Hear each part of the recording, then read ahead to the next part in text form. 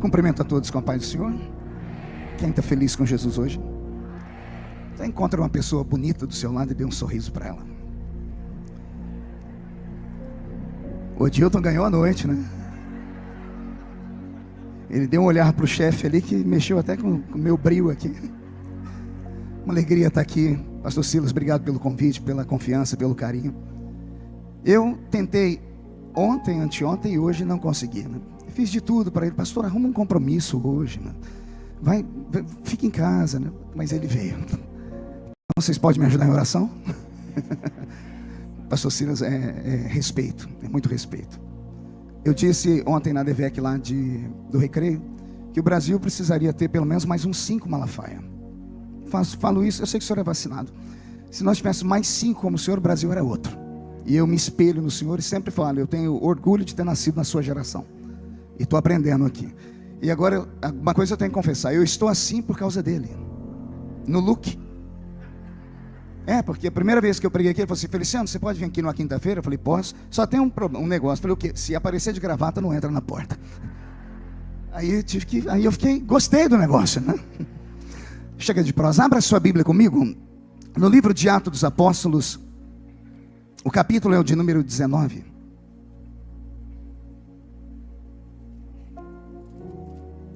Atos 19.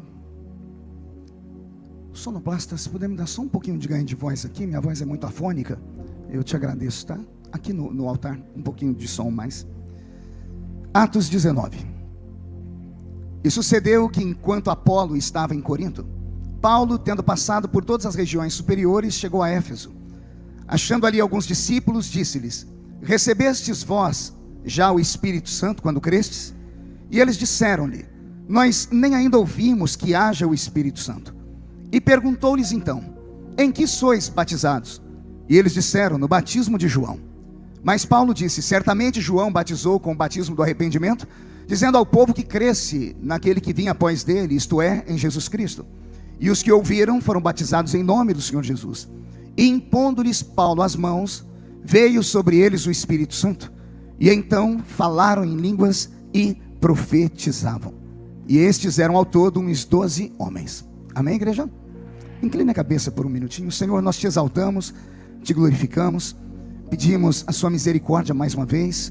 O seu povo já louvou, já contribuiu, e agora todos esperam ouvir a sua voz. Cerca este lindo santuário com a sua presença, e num raio de 5 quilômetros aqui ao redor da penha, onde houver um demônio alojado, eu dou a esses demônios segundos para sumirem, porque senão serão queimados pelo poder da sua glória que aqui será derramada. Rasga os céus sobre nós esta noite, manda anjos de fogo descerem aqui, que eles desçam trazendo brasas de fogo nas mãos, esparramando essas brasas entre nós, e onde houver um crente cheio do Espírito Santo, renova ele nesta noite, Jesus, é o que eu te peço agora e sempre. E toda a igreja diz, quem pode dar a Jesus uma linda salva de palmas? Maravilha. Aviva. A palavra viva vem do verbo avivar, assim como a palavra avivamento é uma inflexão do verbo avivar.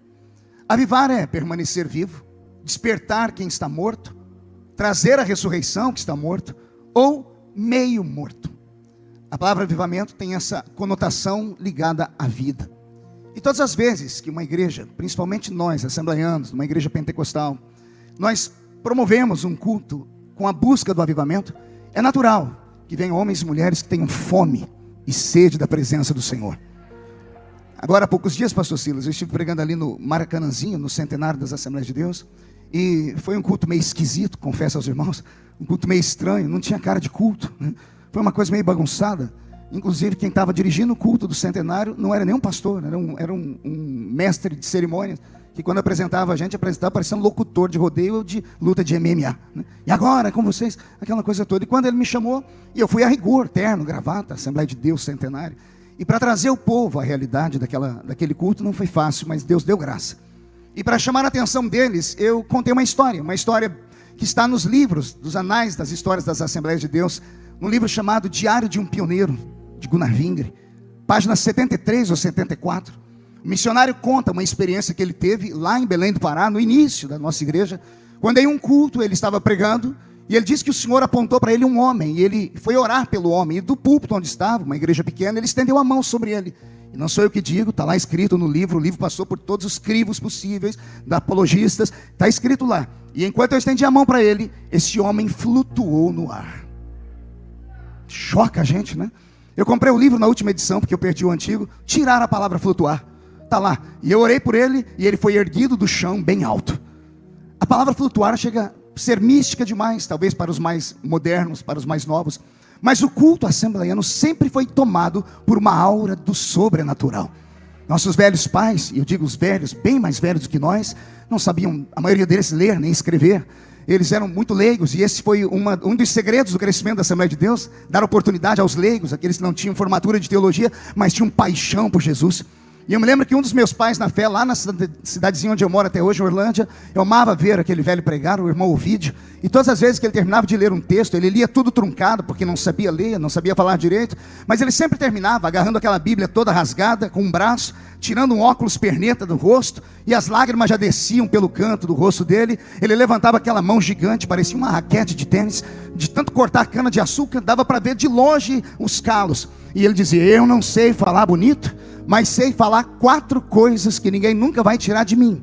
Primeiro é que meu Jesus salva, segundo é que ele cura, terceiro é que ele batiza com o Espírito Santo, e quarto, já vai voltar nessa terra para me arrebatar. Foi nesta homilia, nesta pregação simples do Evangelho Pentecostal, que nós nascemos e fomos criados, e estamos hoje aqui nessa grande igreja linda, e eu vejo pentecostais esparramados por todos os cantos aqui.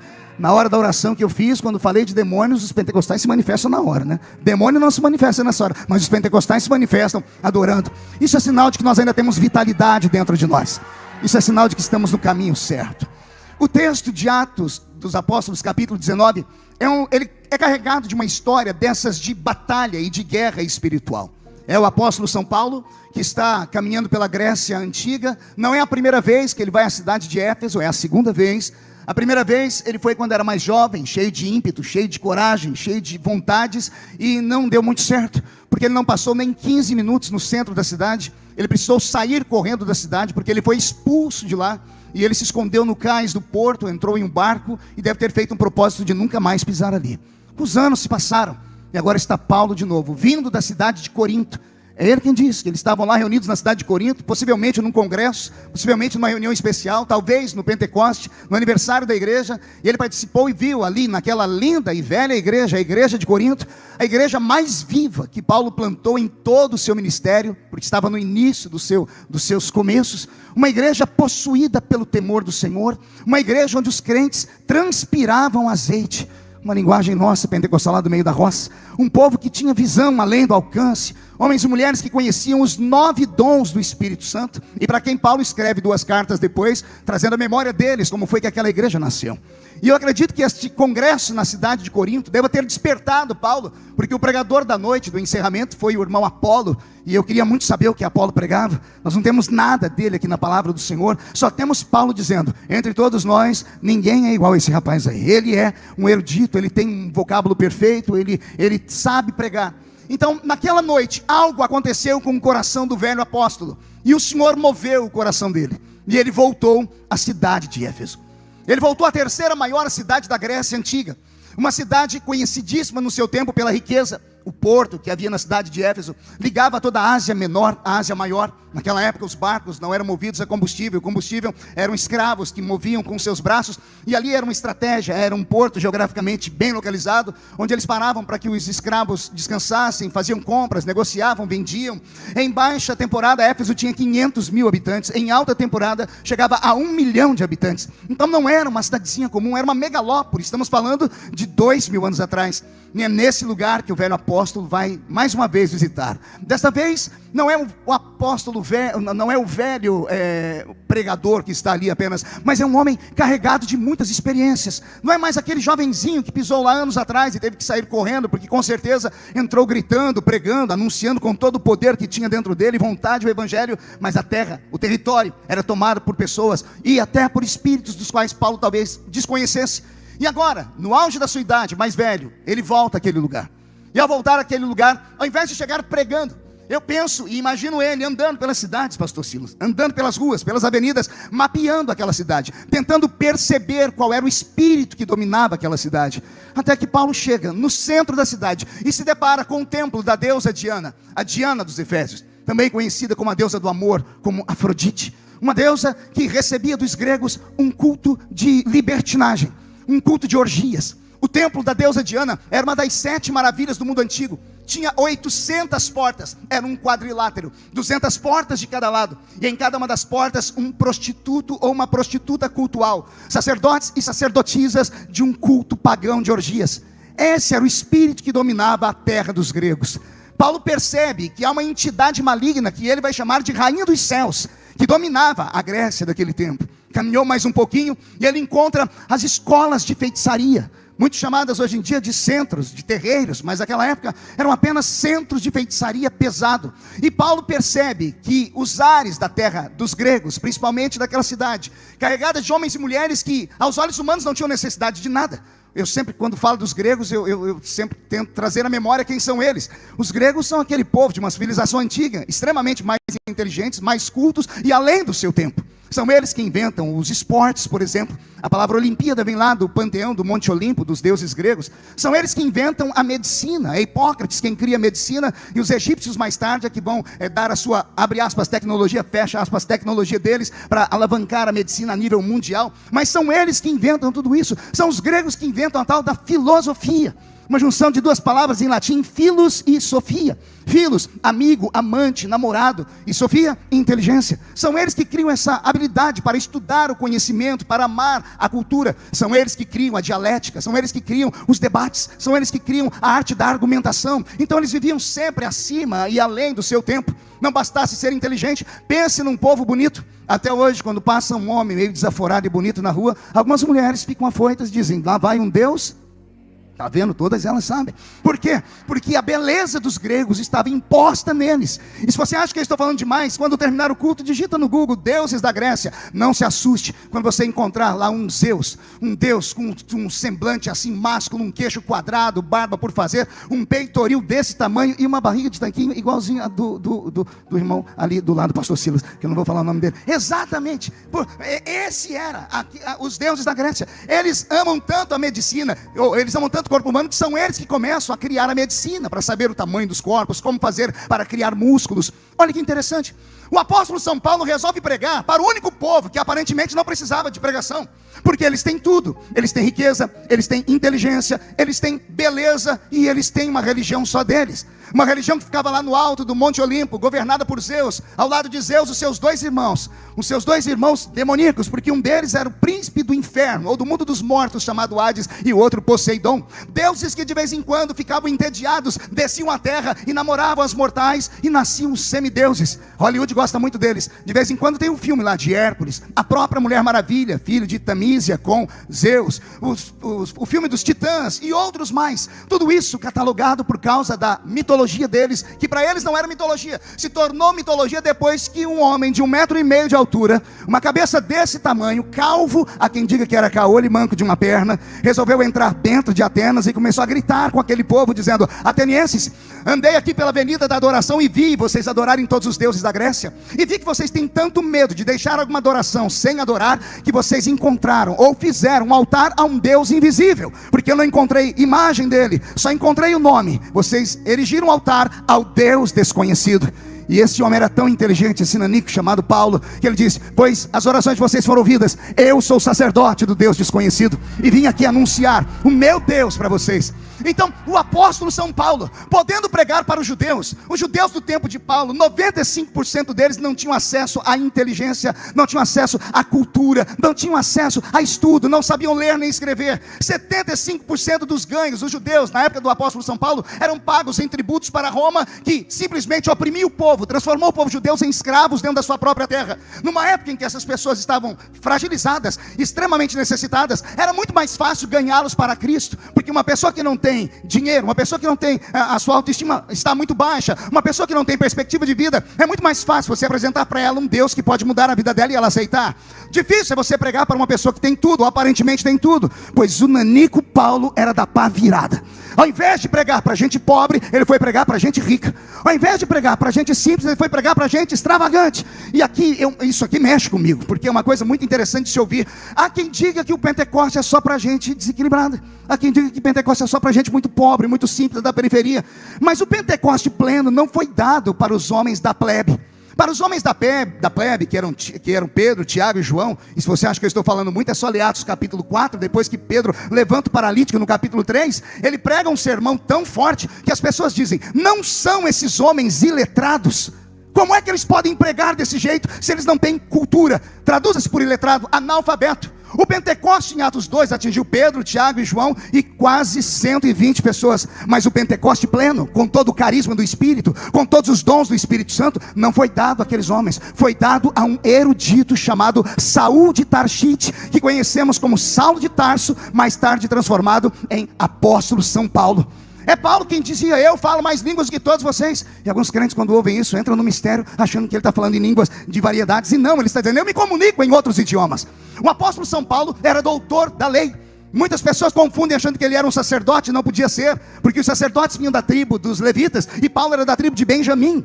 Então, quando a Bíblia diz que ele era doutor da lei, a Bíblia está dizendo isso em ipsis literis, ou seja, Paulo era um doutor na lei romana, ele era um advogado. Agora faça o comparativo, na época dele, 95% dos patrícios dele não tinham acesso a estudo, e ele já era um advogado. Ele vinha da alta corte, ele tinha sangue azul, ele vinha do alto clero, por assim dizer. Paulo era da aristocracia. E quando o Senhor Jesus quis dar a plenitude do avivamento, o conhecimento de tudo que o Espírito Santo é capaz de fazer na vida de um ser humano, o Senhor não foi falar com os analfabetos Tiago, Pedro e João. O Senhor foi falar com o erudito, o apóstolo São Paulo, dizendo para ele, anuncie e explique que o poder do Espírito Santo não é dado para a mente, é dado para o coração. Não é porque a pessoa é assim ou é assado que ela deixa de receber ou ela pode receber. É uma questão de necessidade. E quando a gente tem necessidade, só tem 3 coisas a fazer: bater até a porta abrir, pedir até receber, buscar até encontrar. E se tem um lugar onde você pode encontrar esse avivamento que você veio buscar, é dentro dessas 4 paredes aqui nessa noite.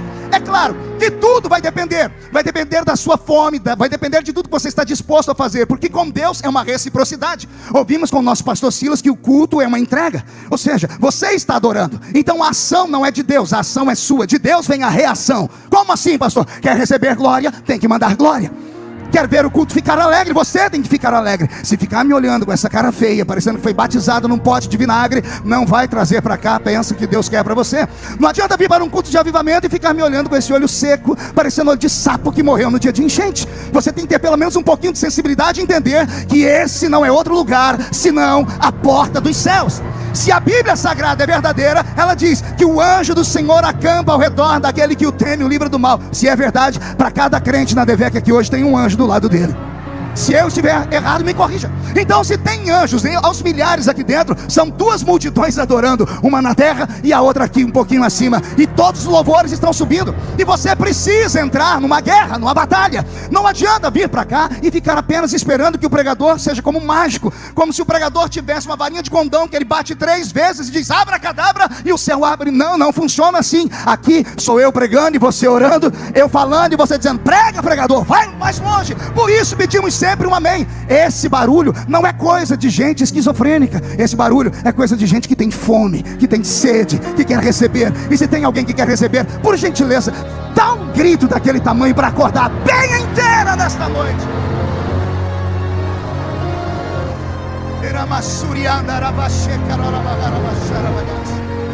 Aqui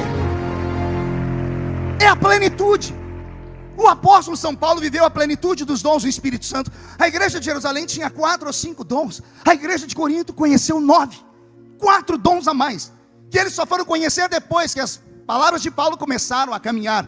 Deu até briga. Teve um dia que Pedro e Paulo tiveram que se encontrar, para saber porque os crentes de Paulo eram diferentes dos crentes de Pedro. Está lá na carta aos Gálatas capítulo 2, leia em casa que eu não vou falar de briga, eu quero falar de guerra, né? Então a briga eu deixo para você ler depois. O apóstolo São Paulo trouxe a revelação de que existe entre nós uma autoridade invisível. O crente pentecostal, eu prego isso desde criança, e sempre reafirmo, ele não é normal. Não pode haver normalidade em alguém que, sem entrar em uma escola de idiomas, afirma categoricamente que fala em outras línguas. Não faz sentido. Tenta explicar isso para o seu professor. Chama o seu professor de sociologia, o seu professor de línguas, assim, eu falo em outras línguas. Ele vai perguntar, qual é o idioma? E você vai, eu falo o idioma do céu. Ele vai rir na sua cara. Eu lembro, pastor Silas, quando eu me converti, era uma quinta-feira igual essa, lá no interior de São Paulo, eu estava no culto, e eu sentei do lado de um garoto, ele passou o culto inteiro falando uma palavra, que no fim do culto eu perguntei para ele se a mãe dele era dona de uma floricultura. E ele falou, por quê? Eu falei, você passou o culto inteiro falando samambaia, samambaia, samambaia. Eu falei, que samambaia é essa? Ele falou, não é samambaia não, e sorriu com 2 dentes na boca só.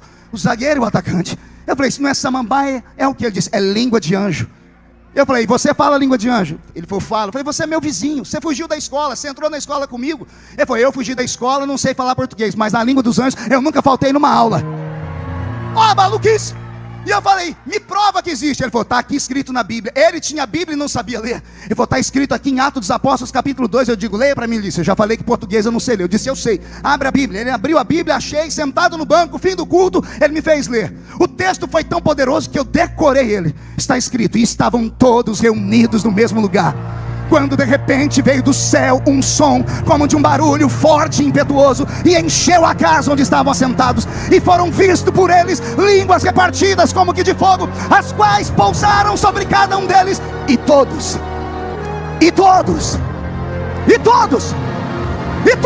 foram cheios do Espírito Santo e começaram a falar em outras línguas.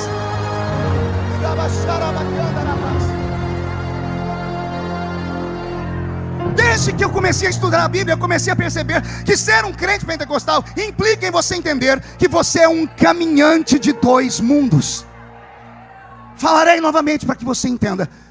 Desde que eu me entendo por gente, estudo o movimento pentecostal, estudei os avivamentos ao redor da história, desde os avivamentos bíblicos do Velho Testamento, quer seja com o rei Asa, com o rei Ezequias, com o rei Josias, ambos homens que trouxeram a palavra de volta, acabaram com a idolatria, levaram o povo à adoração, ou os avivamentos do Novo Testamento, quer seja em Atos dos Apóstolos capítulo 2, aqui em Atos capítulo 19, que já eu vou entrar na história, quer seja os avivamentos pós-Bíblia, do século 17 para cá, quer seja o avivamento com os irmãos Quakers na Europa, quer seja os avivamentos com George Fox, quer seja os avivamentos com John Wesley, Charles Finney, e todos esses homens, todos os avivamentos, todos os homens e mulheres que entraram pelo caminho de buscar o sobrenatural, deixaram de ser normais. Eles eram caminhantes de 2 mundos. As pessoas que os ouviam orar não entendiam. Os irmãos Quakers, por exemplo, na Inglaterra, a palavra Quaker, você deve conhecer. Alguém lembra daquela aveia Quaker? A veia Quaker, lembra? Tem a figura de um homem, aquilo ali é um inglês, aquele chapéu inglês. Os Quakers foram homens que começaram a buscar a santidade. A história diz que quando eles oravam, as casas eram de madeira, o lugar onde eles oravam tremia. Por que tremia? Porque eles esmurravam o banco, a cadeira, batiam o pé no chão, ficavam em pé, tocavam na parede. E os vizinhos apelidaram eles de Quakers. A palavra Quakers significa tremedores, aqueles que tremem, aqueles que por onde passam vão fazer tudo tremer. Ô Jesus, levanta uns Quakers aqui nesta noite. Sacode o Rio de Janeiro com os irmãos Quakers, meu pai. Desde que esses homens buscaram, quer seja George Whitefield, que buscou o Senhor na pureza da sua santidade, quer seja esses grandes homens da idade medieval, que ousaram lutar contra o sistema religioso já da sua época, porque do século III ao século XVII, são 1400 anos, que nós não encontramos na história sinais de operação de maravilhas, de línguas estranhas, de cura divina. Houve um hiato, houve uma separação de quase 2000 anos, do século III, de Constantino até 1700, não havia sinais, indícios desse tipo de avivamento. É do século 17 que começa o Espírito Santo a soprar sobre a terra. É lá que vem um homem chamado Johann Hus, na Alemanha, que começa a pregar contra a basílica da qual ele era o próprio monge, e por conta disso queimaram ele vivo. E a história diz que quando queimaram esse homem vivo, os bispos, os arcebispos católicos que tinham que assistir, tinham que ouvir ele gritar para penitenciar a alma dele, mas Johann Hus não gritava, ele não se penitenciava, e os homens foram obrigados a chegar bem perto da chama, porque tinham que atestar que ele foi purificado pelo fogo. E quando Johann Hus, no meio das chamas, percebeu que eles estavam prontos ou perto o suficiente para ouvir, ele deu um grito: hoje vocês matam um ganso, mas daqui a 100 anos nascerá um cisne que não poderá ser morto. 100 anos depois nasce Martinho Lutero. E Martinho Lutero provocou uma revolução no seu tempo. Por conta do evangelho que ele pregou, mais de 100 mil pessoas foram assassinadas. Somente na noite de São Bartolomeu, na França, mais de 10 mil irmãos nossos, chamados de valdenses, foram crucificados em cruzes e amarrados no seu peito. O Novo Testamento traduzido por Martinho Lutero, porque a igreja católica dizia que aquilo era uma heresia sem tamanho. A cidade luz de Paris foi iluminada pelo corpo de 10 mil crentes. O que falar do padre Torquemada, que com a sua adaga, uma cruz em forma, ou aparentemente parecido com aquela de Anchieta, do fundador da cidade de São Paulo, uma cruz que quando puxava por cima se tornava uma adaga. Ele sozinho matou e sangrou mais de 10 mil crentes, homens e mulheres que foram chamados à morte e não tiveram medo dela. Disseram para eles que eles estavam pregando heresia, que estavam buscando algo que ninguém mais buscava, que era uma loucura. Quando falavam em línguas, diziam que eles estavam possuídos por demônios ou coisas assim. Eles não recuaram. Para estarmos hoje aqui dentro dessa igreja com essa liberdade, muita gente foi calada. E então, em nome do silêncio deles, façamos o maior barulho da terra, por favor, porque esta é a nossa experiência como avivamento. Então, todos os avivamentos que eu estudei, homens e mulheres se tornaram anormais. Você pode perguntar ao irmão do seu lado, dizer para ele: você se sentiria confortável se alguém te chamasse de anormal? Não? Então a porta da rua é serventia da casa. Porque se ficar mais um dia aqui conosco, depois de 2 cultos de avivamento, hoje você sai daqui virado no giraia. Hoje você vai sair daqui pingando azeite. Vai ter crente, pastor Silas, que vai sair daqui e vai fazer hora extra, passando onde não deve, só para caçar confusão com o demônio. Zé Pilintra, Zé Pilantra, Chucaveira, Tranca-Rua, Preto Velho. Nós não temos medo de pregar contra aquilo que fere a nossa fé. Eu aprendi isso com o meu pastor. Eu não tenho vergonha do evangelho de Cristo, porque ele é o poder de Deus para a salvação daquele que nele crê. E o nosso embate é espiritual. É espiritual. Mas voltando à Bíblia, Atos 19, Paulo percebe o templo de Diana, ele percebe os centros de feitiçaria, e o velho apóstolo começa a entender, porque ele foi expulso daquela cidade anos atrás. Aquele lugar era dominado por demônios, Alexandre. Aquele lugar era dominado por entidades. E não são essas entidades que eu citei aqui, não. Esses apelidos são o demônio, até no Brasil, o nome é ruim. Você atravessa o oceano, chama ele de Baal, Astarote, Azera. Você chega no Brasil, Zé Pilintra, Zé Pilantra. Até o demônio brasileiro tem nome ruim no Brasil. É uma coisa do inferno. Então, quando todas essas coisas aconteceram, Paulo mapeou a cidade. Ele percebeu que só tinha uma maneira de vencer os espíritos que dominavam aquele lugar. Era plantar uma igreja poderosa. E ele caminhando pelas ruas, ele encontra 12 crentes. Está escrito em Atos 19. Ele achou 12 homens. E interessante foi a pergunta dele para eles. Paulo sabia que eles eram crentes, não tinham Bíblia na mão, não tinha um peixe desenhado, o Espírito testificava, só pode ser isso. E Paulo fez uma pergunta, e a primeira pergunta foi essa: qual o nome da sua igreja? Foi isso que nós lemos aí? Não. Qual é a sua convenção? Também não. Você é tradicional, pentecostal, neopentecostal ou reformado? Foi isso? O que Paulo perguntou? Já era uma igreja. Vocês conhecem o Espírito Santo? Me arrepia o corpo. Como assim? É uma igreja, os crentes eram salvos, eram batizados no batismo de João. Paulo está conversando com eles, ele faz uma pergunta simples, porque lá em Atos dos Apóstolos, a igreja nasce com o poder do Espírito Santo. De Atos 2, Atos 19, nós temos um hiato de 20 anos. Apenas 20 anos depois.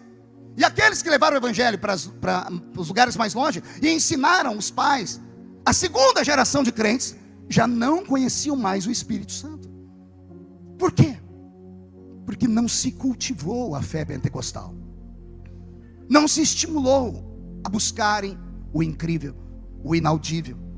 Não se estimulou a eles acreditarem que eles já estavam vestidos pela salvação, mas precisavam estar revestidos de poder e de autoridade.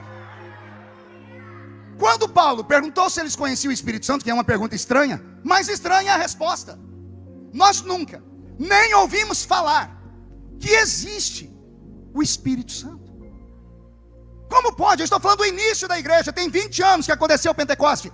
A história do Pentecoste, das línguas, das manifestações, se esparramou. Foi isso que incendiou aquele povo. E eles receberam poder para serem testemunhas em Jerusalém, Samaria, Judeia, até os confins da terra. 20 anos depois, já não conheciam mais. E a Bíblia diz que Paulo, então, depois de ter uma conversa teológica com eles, orou por eles. E ele impôs as mãos sobre eles. E ao impor a mão sobre os 12 homens, a Bíblia diz: e todos foram cheios do Espírito Santo. Não só cheios, foram cheios e começaram a falar em outras línguas. O que vai acontecer com a cidade de Éfeso daqui para frente? Éfeso se torna a cidade mais poderosa para o evangelho. Não se escandalize, se torna mais importante naquele tempo do que a própria igreja de Jerusalém. Pedro, na igreja de Jerusalém, acabou falando uma coisa que custou caro, fez as pessoas venderem tudo que tinham, depositaram aos seus pés, aguardando a volta de Jesus, e Jesus não voltou, e o povo não tinha casa e nem comida. Quem foi que sustentou a igreja de Jerusalém? A igreja de Éfeso. Paulo passou 3 anos e meio pregando na igreja de Éfeso, se tornou a maior potência evangélica da Europa.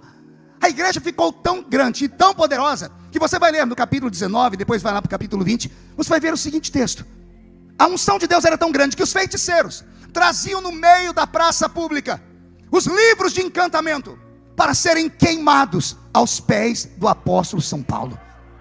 Não, você não entendeu, vou falar de novo. Um lugar tomado por feitiçaria brava, por magia negra, de repente a magia negra perde a autoridade. De repente as entidades não descem mais. De repente os espíritos não conseguem mais dominar as pessoas. Mas como?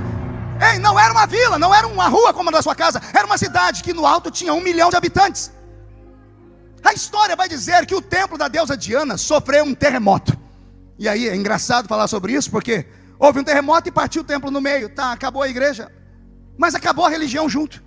Eu nunca vi um terremoto acabar com uma religião. Ficamos sem igreja 2 anos por causa da pandemia. Acabou a pandemia, olha a igreja aqui. As pessoas falam que o templo, a adoração da Diana terminou por causa daquele terremoto. Não foi por causa daquele terremoto. O terremoto rachou o templo. É que houve um outro terremoto. Um terremoto de unção, um terremoto de autoridade. Houve batalha espiritual. Se eu conheço Paulo, porque todo baixinho é invocado, ele chamou os feiticeiros para uma guerra, chamou os homens que ali estavam para um discernimento, chamou eles para debates, chamou eles para provar, e o Deus que é Deus vai responder por fogo. E de repente, do nada, a religião grega inteira desaparece da história. Você conseguiu entender o que eu disse? Uma das religiões mais antigas do mundo, a mitologia grega, com mais de 1 milhão de deuses, acabou da noite para o dia. Como é que acabou? Porque 1 milhão de missionários entrou lá? Não, só um. Um homem de 1,5 metro, mago de uma perna, caolho, mas cheio do Espírito Santo.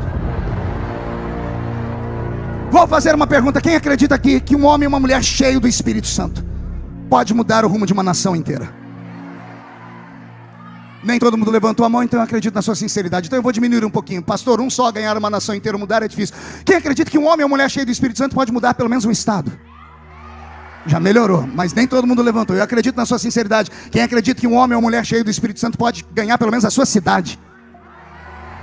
Agora todo mundo levantou a mão. Pois bem, então respire fundo e não me tenha por mal. Se é verdade que um homem ou uma mulher cheio do Espírito Santo pode mudar o rumo de um país, de um estado ou até de uma cidade, por que é que você não consegue mudar nem o rumo da sua vida? Me diz aí. É para você mesmo, porque Deus não fala com quem está ausente. Deus está falando com você.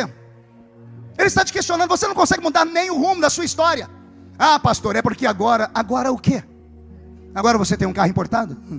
Agora você é doutor? Agora você é uma senhora diferenciada? Agora você sabe falar how are you? Agora você é uma pessoa descolada? Quer dizer que por conta disso, aquela vida antiga, lá dos inícios, dos princípios, daquelas igrejinhas onde você frequentava, daquelas profecias, daquelas irmãzinhas do coque, lá do alto do morro, daqueles cultos de tarde, como é que chamava? Aqui no Rio de Janeiro tinha muito, eu preguei muito, eram os cultos de tarde, era consagração. Quantos cultos de consagração você foi? E você ia arrastando um chinelo havaiano, de quando chinelo havaiano não estava em Nova York ainda.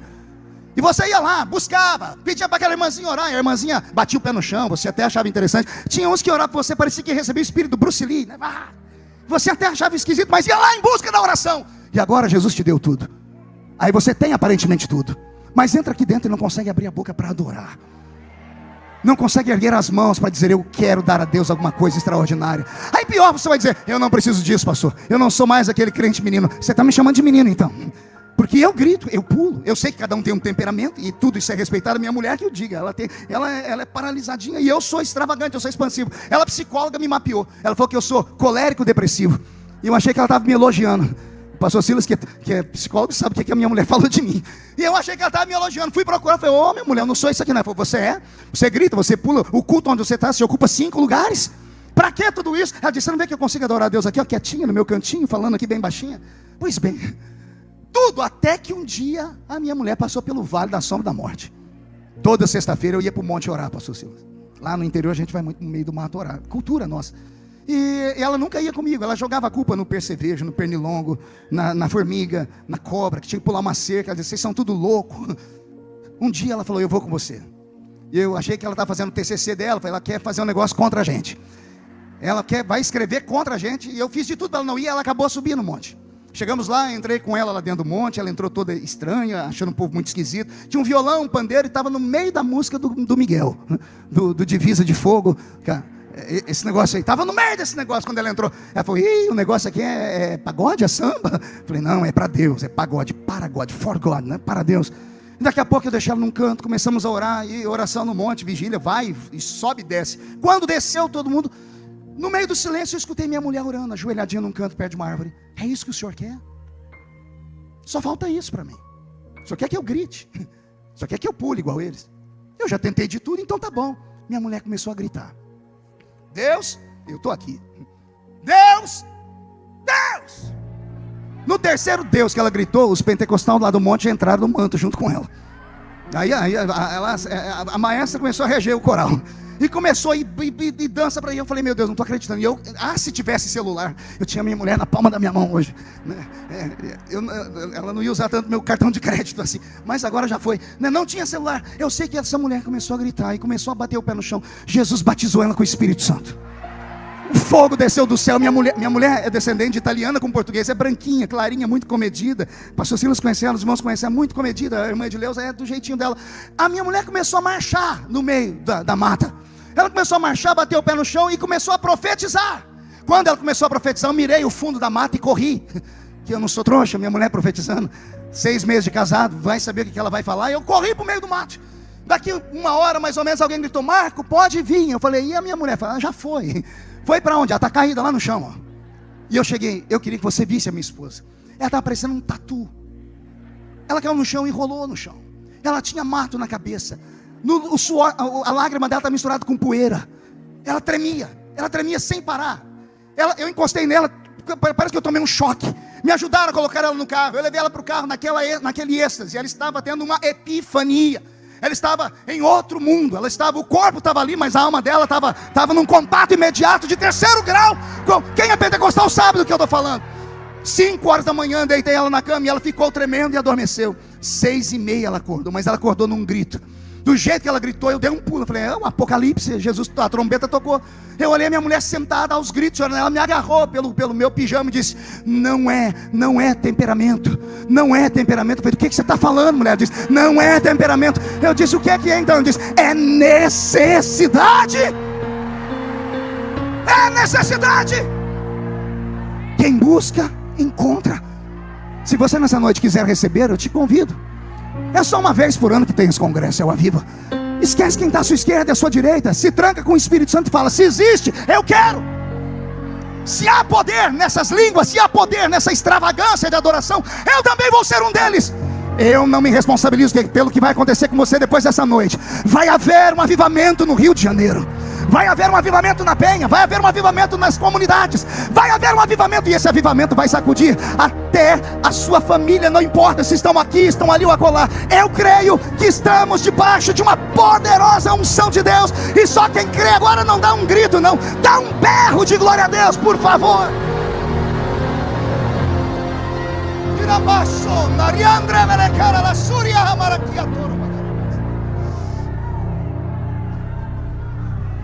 Paulo, com 12 crentes cheios do Espírito Santo, viraram a cidade de Éfeso de cabeça para baixo. Acabou o templo da deusa Diana, acabou a religião grega, virou mitologia, virou mito, virou história de quadrinho e película de filmes de Hollywood. Um homem possuído pelo Espírito Santo. Você não deve esquecer as suas origens. Você não deve esquecer as suas raízes. Avivar é isso. É trazer à vida quem está morto ou meio morto. Meio morto estado de coma.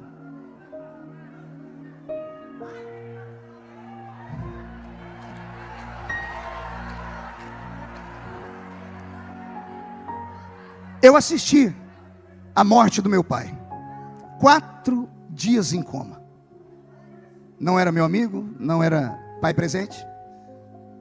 Só que antes de entrar em coma, 30 dias antes, quando ele descobriu que tinha um câncer, pastor Silas, ele mandou me chamar. Eu entrei dentro da sala do hospital. Ele olhou para mim duro e eu mais duro ainda olhei para ele. E ele falou: te chamei aqui porque eu não consigo mais cuidar da sua mãe. Eu disse: minha mãe tem um filho, pode deixar que eu cuido dela, porque ele pagava o aluguel dela.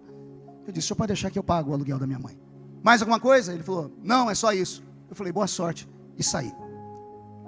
Aquele velho esperou chegar na porta do quarto para abrir a porta. E quando eu coloquei a mão na maçaneta, ele falou uma coisa que eu esperei a vida inteira para ele falar e nunca me falou, deixou para falar naquele dia. E eu não sabia que palavras tinham tanto poder. Palavras nos paralisam. Aquele velho me chamou de filho pela primeira vez. E quando ele falou filho, eu paralisei. Entrei em estado de choque. Eu não consegui ir para frente nem para trás, eu travei. Eu comecei a chorar compulsivamente. E ele insistiu: filho, volta aqui. E eu voltei andando, parecia que tinha chumbo nas pernas. E aquele velho fez uma coisa que ele nunca fez a vida inteira: ele me deu um abraço. Se eu soubesse que abraço de pai era tão bom, eu tinha ficado abraçado com ele pelo menos umas 5 horas. Foi o único abraço que eu recebi dele. E ele no meu ouvido falou assim: ó, você, dos filhos que eu tenho, e eu descobri no enterro do meu pai 6 irmãos. E os meus irmãos são mais velhos do que a minha mãe. Agora deu um nó na cabeça. Não, é isso. Eu tenho irmãos mais velhos que a minha mãe. E eu descobri ao redor do caixão dele. E aí, naquele dia, ele pediu para eu orar por ele. Eu orei e saí. E depois só fui ver ele quando ele entrou em coma. E por que eu fui ver ele? Porque ele entrou em coma gritando meu nome. A família, que nunca deixou eu chegar perto dele, saíram procurando. Na época não tinha celular. Me descobriram, eu estava pregando na cidade de Registro, estava no início do meu ministério. E aí, eu voltei. E cheguei lá às 6 horas da manhã no Hospital Beneficente Santo Antônio. Entrei no quarto onde ele estava. E um homem que se apresentou como meu irmão saiu. Eu olhei para o meu pai, estava ele lá em coma. O médico, o Dr. Mário, entrou. E eu falei: doutor, meu pai está com o olho aberto. O olho dele vai de um lado para o outro. Mas eu passo a mão em cima do olho e ele não enxerga. Ele disse: pois é, isso é uma característica de quem está em coma. A pessoa não é cega, mas não enxerga. Meu pai não era paralítico, mas as pernas dele não funcionavam. Meu pai não tinha tido um derrame, nem um AVC, mas as mãos e os braços não funcionavam. Meu pai não era mudo, mas não saía nenhum som da boca dele. A única coisa que funcionava eram os ouvidos. Chegou a hora da morte, vim buscar ele. E eu senti a morte chegar. O crente pentecostal é meio louco, né? A gente é meio sensitivo, a gente percebe. O mundo espiritual, ele é real para nós.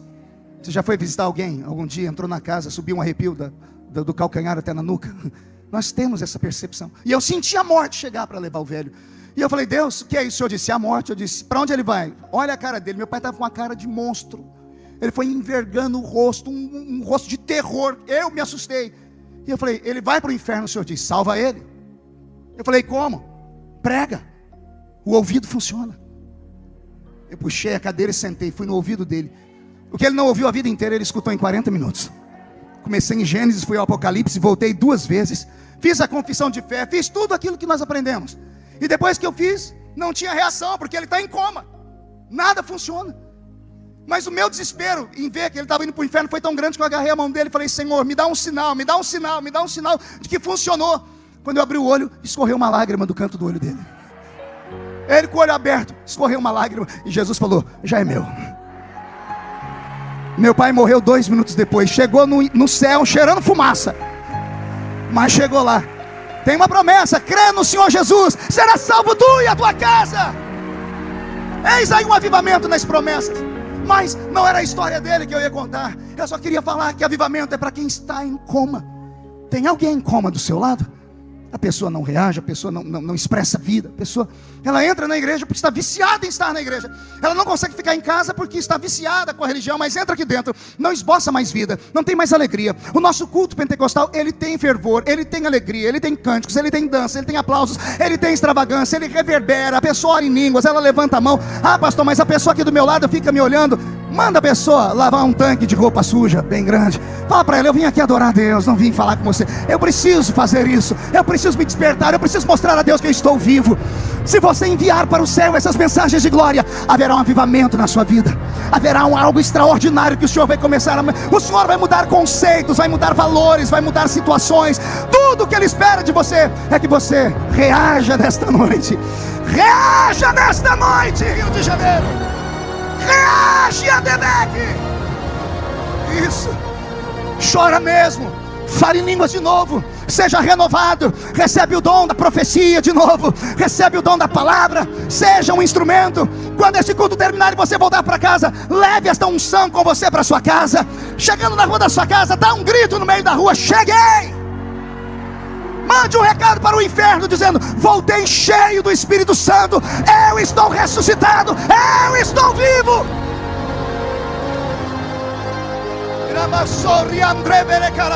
Adora Jesus por 30 segundos. Por 30 segundos pelo menos. No meio desses louvores, dessas línguas estranhas, o Senhor cura os enfermos. O Senhor batiza com o Espírito Santo. Recebe, recebe, recebe sobre a sua vida esta promessa, esta presença, esta inspiração.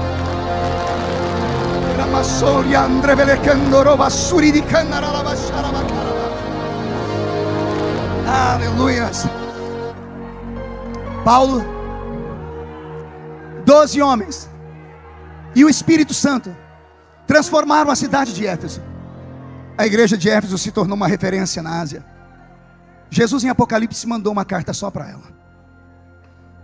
Curioso, né? Por que para essa igreja? Porque havia um trono de Satanás naquela cidade. Havia um espírito que pervertia as famílias. Os gregos não eram imorais, eles eram amorais. Eles não conheciam moral. O espírito helenista, o prazer pelo prazer, o prazer sem consequências, levou aquela nação inteira a se afundar, a se entregarem na mão de demônios, de potestades que dominavam os céus da Grécia. Bastou apenas um homem, com um propósito, e ele virou a cidade do avesso.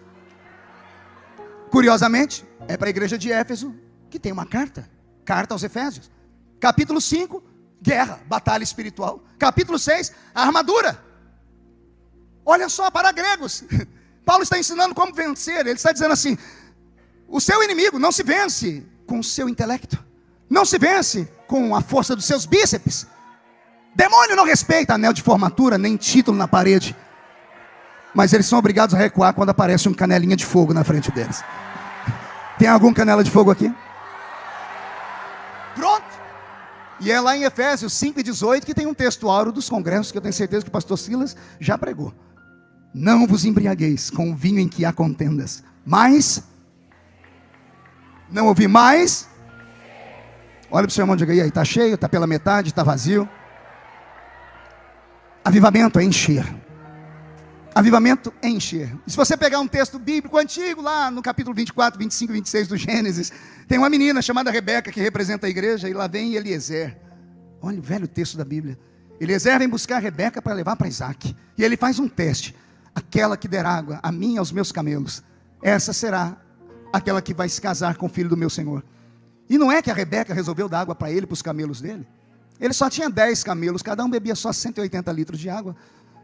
Mas ele, pense quantas vezes ela teve que usar um cântaro, não tinha mangueira e borracha para dar água.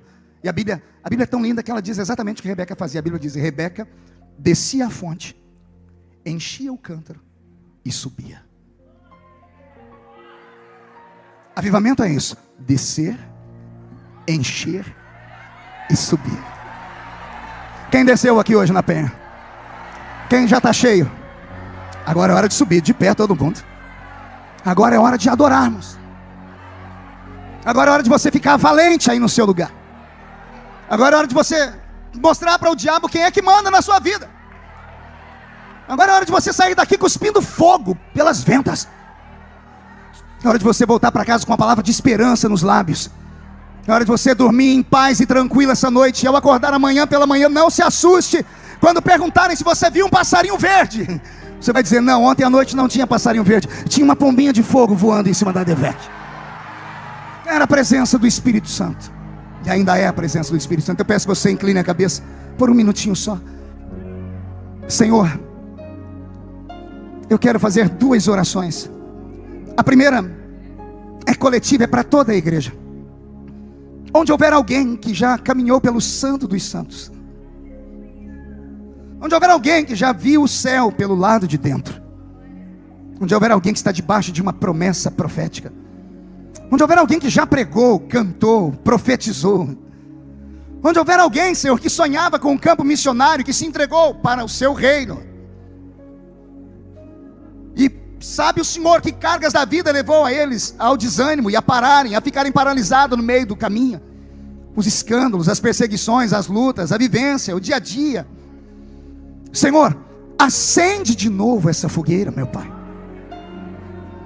Transforme a ADVEC, Senhor, naquele grande oceano que desde a minha infância eu aprendi. Leva o seu povo a navegar nas águas do seu Espírito.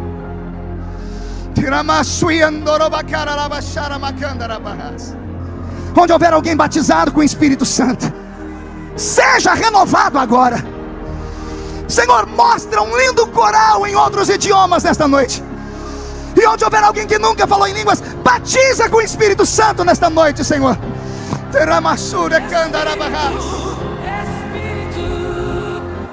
Oh!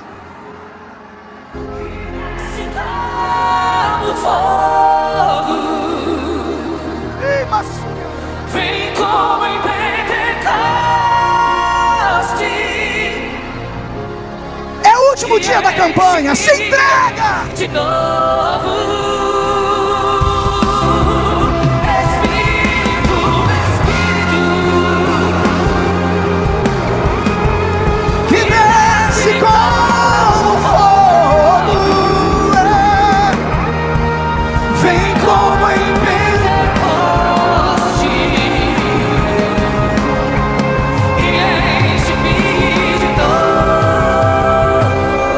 Você pode levantar sua mão direita comigo aberta. Para encerrar, você pode dizer comigo assim: em nome de Jesus, eu creio em atos proféticos, e eu determino que todo o mal, os demônios, os espíritos que roubaram a santidade, a pureza, a minha esperança, o meu fervor, eu ordeno que eles venham para a palma da minha mão agora.